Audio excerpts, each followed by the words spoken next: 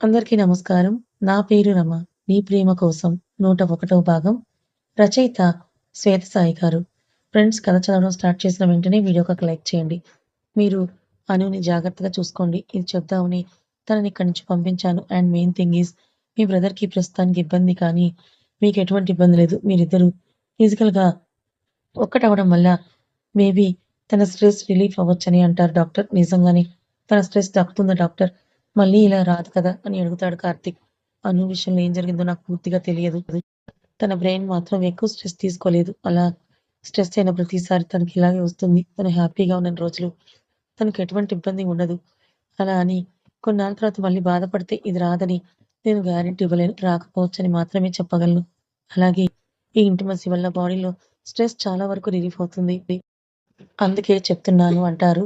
అందరూ బుద్ధిగా వింటూ ఉంటారు. అందరూ నాకు అను విషయంలో ఎందుకింత కేరింగ్ అనుకోవచ్చు. ఒక 5 ఇయర్స్ బ్యాక్ నా కూతురు చనిపోయింది, కానీ అనుని చూసినప్పుడల్లా నాకెందుకో నా కూతురే గుర్తొస్తుంది. తనెప్పుడు బాధపడకూడదు.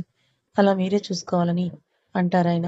తప్పకుండా డాక్టర్. ఇకపైన అనుకి ఎటువంటి కష్టం రాకుండా మేం చూసుకుంటామని రిషి, కార్తీక్ ఇద్దరూ ఒకేసారి అంటారు.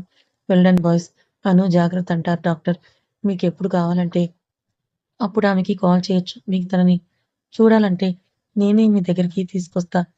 ఎటువంటి ఇబ్బంది పడొద్దని అంటాడు కార్తీక్ డాక్టర్ గారితో. నిజంగానా? అలాంటి అవకాశం ఉంటే నేనే అను దగ్గరికొచ్చి మరీ మాట్లాడతానని అంటారు. తప్పకుండా. మీరెప్పుడైనా మా ఇంటికి రావచ్చు. ఆల్వేస్ వెల్కమ్ అంకుల్ అని అంటుంది శ్వేత. చాలా థాంక్స్ అంటారాయన. మీరు థాంక్స్ చెప్తున్నారేంటి డాక్టర్ అని అడుగుతుంది. అప్పుడే లోపలికొచ్చిన అను. మీ ఇంటికి నన్ను అతిథిగా ఇన్వైట్ చేస్తున్నారు. అందుకే థాంక్స్ చెప్తున్నానని అంటారాయన. మీరు మా ఇంటికొస్తారా నిజంగానా? అలా అని తెలిస్తే నేనెప్పుడో ఇన్వైట్ చేసేదాన్ని కదా అని అంటుంది అను డాక్టర్ గారితో. అతి త్వరలోనే వస్తాను, కానీ దానికోసం నాకు నువ్వొక హెల్ప్ చేయాలని అంటారు. ఏంటా హెల్ప్? చెప్పండి. నేను చిటికెలో చేస్తానంటుంది. ఏం లేదు. ఇంక పైన నువ్వు అతిగా ఆలోచించకుండా, టెన్షన్ పడకుండా, టాబ్లెట్స్ వాడే అవసరం లేకుండా స్ట్రెస్ తగ్గించుకొని ఉండాలి. నెక్స్ట్ మంత్ రిషికి చెక్ చేసేటప్పుడు నువ్వు నార్మల్ అయిపోవాలని అంటారు. అలాగే ఇప్పుడంతా సెట్ అయిపోయింది. ఇక పైన నేను బాధపడవలసిన అవసరమే లేదు. నేను బావుంటానని చెప్తుంది అను. అలాగే అని అను తెచ్చిన మెడిసిన్స్‌ని ఎక్స్‌ప్లెయిన్ చేశాక అందరూ డాక్టర్‌కి బాయ్ చెప్పి వెళ్ళిపోతారు. అందరూ కలిసి కార్‌లో ఇంటికి వెళ్తారు. అత్తయ్య కంగారు పడుతుంటారు కదా! అవును. నేనొస్తున్నానని తెలుసా? మేమిద్దరం తిట్టుకున్నామని ఇంకా కంగారు పడుతున్నారేమో అని అంటుంది అను. అసలు మీ ఇద్దరు గొడవేలు పడలేదని, కార్తీక్ కోపమే రాలేదని అత్తమ్మకి ముందే తెలుసులే అని అంటుంది శ్వేత. అవునా? ఇది మీకెలా తెలుసని షాకవుతుంది అను. కార్తీక్ నిన్ను లాక్కొని వెళ్తుంటే అర్థమైంది. తను కావాలనే చేస్తున్నాడని అంటుంది శ్వేత. అబ్బో! నాకు తప్ప అందరికీ తెలుసనుకుంటా అని అంటుంది. అలిగినట్టుగా ఫేస్ పెడితే, అలా పప్పీ ఫేస్ పెట్టుకే ముద్దొచ్చేస్తున్నావంటాడు.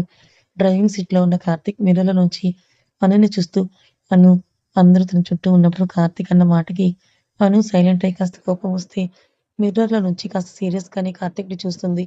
అంతకన్నా కోపం కార్తీక్ మీద చూపించలేదు కదా మన అను. ఏంట్రా అలా చూస్తున్నావు? వెనక్కి రానా అంటాడు. ఒంటెగా కన్ను కొడుతూ. శ్వేత, రాహుల్ నవ్వుతుంటే అను ఏడుపు మొహం పెడుతుంది. ఏయ్! ఏమైందను అని శ్వేత అనుని పట్టుకుంటే అందరూ కలిసి నన్ను ఆడుకుంటున్నారు కదా అని అంటుంది ఏడుపు గొంతుతో. కార్తీక్ కార్‌ని సైడ్‌కి ఆపి వెనక్కొచ్చి అను పక్కన కూర్చొని ఏయ్! పిచ్చి పిల్ల ఏంటిది అని కన్నీళ్ళు తుడిచి ఇంకెవరైనా ఏడుస్తారా? వాళ్ళు నిన్ను ఊరికే ఆట పట్టిస్తున్నారు. అయినా నా పెళ్ళాన్ని ముద్దు పెట్టుకుంటానని అంటే వాళ్ళెవరు అడగటానికి అంటాడు కార్తీక్. అందరి ముందు.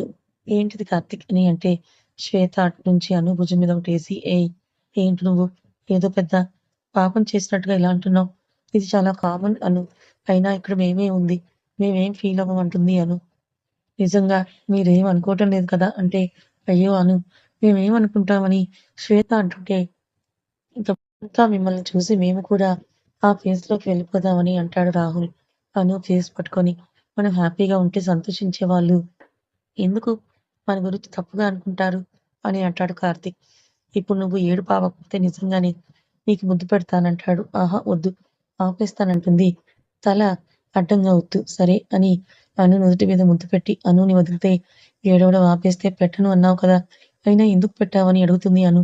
అయ్యో! అని తల పట్టుకొని కారు దిగి ముందుకు వెళ్తాడు. డ్రైవింగ్ సీట్‌లో ఎక్కిన కార్తీక్‌ని చూస్తూ నాకు నీ ఫ్యూచర్ కనిపిస్తోందిరా! నీ ఫస్ట్ నైట్‌కి మాత్రం బాగా కష్టపడాలి నువ్వు అంటాడు రాహుల్. ఏమైంది అంటుంది అను అమాయకంగా. ఒసేయ్ తింగరదానా! కార్తీక్ అన్న ముద్దు ఇక్కడ కాదు ఇక్కడ అని అను పెదవులు చూపిస్తుంది శ్వేత. అమ్మో! ఇక్కడా అంటుంది కంగారుగా. అందరూ కలిసి నా అనుని ఏడిపిస్తారేంటి? తన సంగతి తెలిసిందే కదా! తనకి అలవాటవడానికి టైం పడుతుందంటాడు కార్తీక్. సరే సరే పద ఇంటికి వెళ్దాం. రేవతి వాళ్ళు వచ్చారంట అంటాడు రాహుల్. అవునా? రిషి రేవతి వచ్చిందా? పదండి త్వరగా వెళ్దాం అంటుంది. కార్తీక్ నాకు అను అర్థమే కాదు. ఒక్కోసారి అమాయకంగా ఉంటుంది. ఒక్కోసారి చాలా బ్రిలియంట్‌గా ఉంటుంది. ఒక్కోసారి కొన్ని విషయాలు తన లైఫ్‌లో లేవన్నట్టుగా ఉంటుంది అని అంటుంది శ్వేత. అంతే అన్ని టైప్స్ నా అనులో ఉన్నాయి. ఎప్పుడు ఎలా ఉంటుందో నాకు తప్ప ఎవరికీ తెలియదు అంటాడు. అని చిన్నగా నవ్వుకుంటుంది. నీకు మాత్రమే అర్థమవుతాను నేను అనుకుంటుంది అను మనసులో. ఇంకా అందరూ ఇంటికి వెళ్తారు. అప్పటికే అక్కడ ఉన్న రేవతి పరుగున వచ్చి అన్నయ్య అని రాహుల్‌ని హత్తుకుంటూ ఏడుస్తుంది. అను, శ్వేత వాళ్ళని మురిపెంగా చూస్తుంటారు. నువ్విలా మళ్ళీ తిరిగొస్తావని మేమెవరం అనుకోలేదు తెలుసా? నిజంగా నాకు చాలా హ్యాపీగా ఉందంటుంది రాహుల్‌ని వదిలి. శ్వేత వదిన ఎలా ఉన్నావ్? అని అంటూ అటు వెళ్ళి శ్వేతని హగ్ చేసుకొని నిన్ను నేనెంతగా మిస్ అయ్యానో తెలుసా అంటూ దూరం జరిగి ఇదిగో మీరు అన్నట్టే నాకు అర్జున్‌తోనే పెళ్లయింది. అను వదినే చేసిందని అనుని పట్టుకొని చెప్తుంది. నేను చెప్పాను కదా! మీ పెళ్లి జరుగుతుందని అంటూ మీరిద్దరూ హ్యాపీనా అంటే ఆ! చాలా హ్యాపీ అంటుంది. హాయ్ అర్జున్ ఎలా ఉన్నావ్? అంటాడు రాహుల్. ఏంటి మీకు ముందే అర్జున్ తెలుసా? అంటాడు కార్తీక్. ఆ! తెలుసు. ఓసారి పరిచయం చేశాను కానీ నీకు చెప్పొద్దని అప్పుడు నేనే అన్నానన్నయ్య అంటుంది రేవతి. మళ్ళీ నువ్వు ఎక్కడ అంతా చెప్తావో అని. నాకు తప్ప అందరికీ చెప్పావన్నమాట. అయినా నా వల్ల నీ పెళ్లయింది చూసావా? అంటాడు కార్తీక్. నిజమే అన్నయ్య. నువ్వు ఒప్పించకపోతే అమ్మ ఒప్పుకునేదే కాదు. ఈరోజు ఇంత హ్యాపీగా ఉండేదాన్నే కాదంటుంది. ఏంటిది రేవతి ఆపు అంటే ఇంకక్కడే ఉండి మాట్లాడుకుంటారా? లోపలికి వెళ్దాం అంటుంది అను. అందరూ లోపల కూర్చుంటే అక్కడే అక్కడే ఉన్న అరుణ, రఘునాథ్ గారిద్దరూ రాహుల్‌ని పలకరించి నీ విషయం తెలిసాక చాలా సంతోషంగా ఉందిరా. వెంటనే చూడాలని వచ్చేశాము అని అంటారు అరుణ గారు. అను వెళ్ళి అందరికీ స్నాక్స్ తెస్తే మళ్ళీ వెళ్ళి ఏదో పని చేయబోతుంటే నువ్వు వెళ్ళి కూర్చో శ్వేత నువ్వు రా అని తనతో మాట్లాడుతూ కిచెన్‌లో జ్యూస్ చేస్తుంటారు. హాస్పిటల్‌లో జరిగిందంతా పూసగుచ్చినట్టుగా చెప్తుంది శ్వేత సుమిత్ర గారితో. రేవతితో సిన్సియర్‌గా మాట్లాడుతుంటే రిషికి చెయ్యి ఊపి హాయ్ అని లిప్ రీడింగ్ ఇచ్చి వెనక నుంచి 2 చేతులు అను కళ్ళు మూస్తాయి. ఎవరా అని ఆలోచిస్తుంది. ఎవరు అని అరుస్తుంటే కనిపెట్టు అను అంటాడు రిషి. మధు, మధు అని అంటూనే కన్నీళ్ళొచ్చేస్తాయి. నిజానికి అను మధుని చాలా మిస్ అయింది ఇన్ని రోజులు. తను పరిచయం అయ్యాక దూరంగా లేదు. అను ఏంటే ఏడుస్తున్నావు అంటుంది మధు. అనుని వదిలి కార్తీక్ కూడా అను పక్కకొచ్చేస్తాడు. ఇది చూసి చాలా రోజులైంది కదా అందుకే అని అంటుంది మధుని హత్తుకొని. అను వేణు నిమురుతాడు. పక్కనే ఉన్న కార్తీక్ అను ఏంటిది ఇలా ఏడిస్తే మీ ఫ్రెండ్ మళ్ళీ నాతో రాదు అంటాడు కిరణ్. అన్నయ్య నువ్వు వచ్చావా అని మధుని వదిలి కిరణ్‌కి సైడ్ హాగ్ ఇచ్చి వావ్ ఎలా ఉన్నారంటుంది. ఆ బావున్నాను అని అనుకుంటున్నాను. కాసేపాగి నువ్వే చెప్పు. మీ ఫ్రెండ్ రోజు కాస్త నా బ్రెయిన్‌ని ఫ్రై చేసుకొని తింటోందంటారు. ఆహా! అందంగా నవ్వుతుంది అను. అందరికీ అను నవ్వు చూడగానే వాళ్ళ పెదవులు విచ్చుకుంటాయి. ఏంటే ఏంటే ఫుడ్ తినడం మానేసావా? మా అన్నయ్య బ్రెయిన్ తింటున్నావ్ అని అంటుంది అను. బావుంది టేస్టీగా అందుకే తినేస్తున్నాను అంటుంది మధు. మొదలెట్టావా నీ అల్లరి అని అంటుంది అను. అయ్యో! మనం వచ్చాక సందడి జరగకపోతే అది చాలా తప్పవుతుంది. అంతే కదన్నయ్య అని అంటుంది. నిజమేరా అంటాడు కార్తీక్ రిషి దగ్గరికి వెళ్ళి. ఇప్పుడెలా ఉంది రిషి? నేనిలా చూడాలని ఎన్ని సార్లు అనుకున్నానో. ఇలాంటిది నువ్వు కార్తీక్ వాళ్ళ అన్నయ్య అని తెలిసిన తర్వాత నాకు నిజంగా చాలా సంతోషంగా అనిపించింది. ఎవరూ లేని అనాథకి ఒక అన్నగా మారి నా పెళ్లి చేసిన కార్తీక్ అన్నయ్య రుణం ఎలా తీర్చుకోవాలో తెలియక చాలా బాధపడుతున్నాను. ఆ అన్నకి నిన్ను ఇచ్చిన ఆనందం నాకు ఈ జన్మకి సరిపోతుంది అని అంటుంది మధు. రుణం తీర్చేసుకొని వదిలేద్దామని అనుకుంటున్నావా నన్ను అని అంటాడు కార్తీక్ మధు వైపే చూస్తూ. అయ్యో! అలా ఏం లేదన్నయ్య. రిషి మీ అన్నయ్య అయినందుకు నాకు చాలా సంతోషంగా ఉంది. అవును. తనెవరు అని అడుగుతుంది మధు. తను నా వైఫ్ అని అంటాడు రాహుల్. శ్వేత భుజం మీద చెయ్యి వేసి తన పక్కకి లాక్కుంటూ వావ్! మీ ఆవిడ చాలా బావుంది రిషి అని అంటుంది మధు. రాహుల్ పక్కనే ఉన్న శ్వేత మధు చెయ్యి తన చేతిలోకి తీసుకొని నీకు అనుకి నేనేమిచ్చినా రుణం తీర్చుకోలేను అని అంటుంది శ్వేత తడి కన్నులతో. అబ్బా! అందరూ వచ్చారు. చిల్ అవుదామని అనుకుంటే ఏంటి ఈ అప్పగింతలు? అదేమో నేను నీ రుణం తీర్చుకున్నాను అని కార్తీక్‌తో అనడం, నువ్వేమో ఎప్పటికీ తీర్చుకోలేనని దాంతో అనడం, ఏంటిదంతా అని అంటుంది అను. మళ్ళీ తనే శ్వేత దగ్గరికి వెళ్లి, నీ బాధ, నీ సంతోషం అన్నీ నాకు అర్థమవుతున్నాయి శ్వేత. కానీ మనమందరం ఇకపైన బంధువులం. ఒకరితో ఒకళ్ళకి రుణానుబంధం కాదు, ప్రేమానుబంధం ఉంది అని అంటుంది అను. నిజమే, ఇకపైన మనమందరం బంధువులమే అని అంటుంది మధు అనుని చూస్తూ. నిన్ను చాలా మిస్ అయ్యాను అని అంటుంది. నిజమేరా, నేను మీ ఫ్రెండ్ కూడా చాలా మిస్ అయ్యింది అని అంటాడు కార్తీక్. అను సంగతి నాకు తెలియదు గానీ మధు మాత్రం అస్తమానం అను గురించి అది కాల్ చేయని రోజు తల్లడిల్లిపోయేది. ఏమైందిది 4 రోజుల నుంచి కాల్ చేయటం లేదని తను పడిన కంగారు అంతా ఇంతా కాదు అని అంటాడు కిరణ్. నిజానికి చెప్పాలంటే పెళ్లి నాతో అయినట్టుగా లేదు, మీ ఆవిడతో అయినట్లుగా ఉంది అని అంటాడు కిరణ్. అందరూ కూడా ఒక్కసారిగా నవ్వుతూ ఉంటారు. రేవతి వచ్చి మొత్తానికి అన్ని బాధలు తీరిపోయాయి, ఇక అందరం హ్యాపీగా ఉందామని అంటుంది. కానీ రాహుల్ విషయంలో డాక్టర్ అంతా బాగానే ఉంది అన్నారు కదా అని అడుగుతారు హరిప్రసాద్ గారు. అంతా బావుందని చెప్పారని అంటాడు కార్తీక్.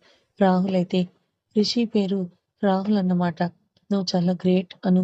సింకయ్య నేమే పెట్టావు అని అంటుంది మధు. మొత్తానికి నా కొడుక్కి 2 నేమ్స్ పెట్టేశారు అని అంటారు హరిప్రసాద్ గారు. అయ్యో మావయ్య, మీకిష్టం లేదు అంటే నేనలా పిలవను అని అంటుంది అను. రాహుల్ సీరియస్‌గా, ఎవరి ఇష్టంతో నాకు సంబంధం లేదు అను. నువ్వు, మధు మాత్రం నన్ను ఎప్పటికీ రిషి అనే పిలవాలి. లేదు అంటే నేను అస్సలు ఊరుకోను చెప్తున్నా అని అంటాడు. అలాగే రిషి అని పిలవడానికి మీ ఇద్దరికీ తప్ప ఇంకా ఎవరికీ ఆ అర్హత లేదని కూడా అంటాడు. అలాగే రిషి అని అంటుంది అను. నేను కూడా పిలవకూడదా నిన్ను అలా అని అంటుంది శ్వేత. లేదు, అను మాత్రమే నన్ను అలా పిలవాలని అంటాడు రాహుల్. అయితే నేను పిలవద్దా అని దీనంగా అడుగుతుంది శ్వేత. వద్దు అని ఖరాఖండిగా చెప్తాడు రాహుల్. ఏం మాట్లాడుతున్నావు రిషి? ఎందుకిలా బిహేవ్ చేస్తున్నావు? శ్వేతని వైఫ్, తనే ఇప్పటికీ నీ ఫస్ట్ ప్రయారిటీ అని అంటుంది అను. అను, శ్వేత నా వైఫ్ నాకు తెలుసు. అలాగే తనే నా ఫస్ట్ ప్రయారిటీ. అప్పటికి, ఇప్పటికి, ఎప్పటికీ అలా అని రిషి అనే పిలుపు నీకు తప్ప ఎవరికీ ఇవ్వలేను అంతే అని అంటాడు రాహుల్. పిచ్చి పట్టిందా నీకేమైనా? నేను కూడా ఇక నుంచి నిన్ను రిషి అని పిలవను, రాహుల్ అని లేదా బావగారని పిలుస్తానని అంటుంది అను. వేషాలు వెయ్యకను, నువ్వు నన్ను రిషి అని మాత్రమే పిలవాలి అని అంటాడు. ఇప్పుడు మీ ఇద్దరు ఎందుకు గొడవ పడుతున్నారు? అయినా నేనేమీ ఫీల్ అవ్వలేదు అను అని అంటుంది శ్వేత. నువ్వు కాదు, నేను ఫీల్ అయ్యాను.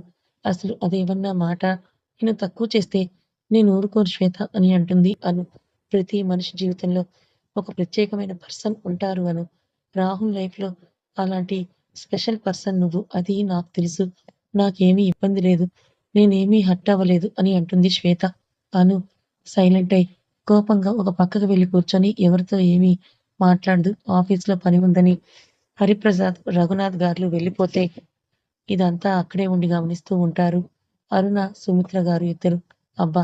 అనవసరంగా నేనడిగాను. ఇప్పుడు అను ఎంత ఫీల్ అయిందో. కార్తీక్, నువ్వైనా అనుని కూల్ చెయ్ అని అంటుంది శ్వేత. రిషి పైకి లేచి అను దగ్గరికి వెళ్లి కింద కూర్చొని అను ఒడిలో తలపెట్టి, నేనిక్కడ ఎవరిని తక్కువ చేయట్లేదను. నీకు నేను ఎక్కువ ప్రయారిటీ ఇస్తున్నాను కూడా. కానీ నా దృష్టిలో నువ్వు వేరు, శ్వేత వేరు. తను నా ప్రాణం, తనే నా ప్రపంచం. ఎప్పటికీ అదే నా సర్వస్వం. కానీ నువ్వు వేరురా.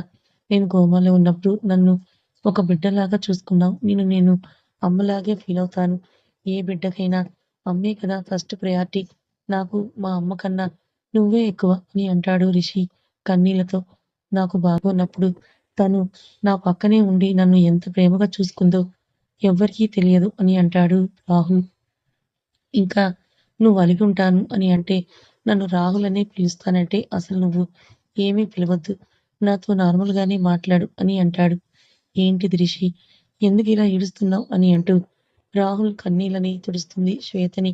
ఒక్కసారిగా అలా అనేసరికి నాకు చాలా బాధేసింది అంతే.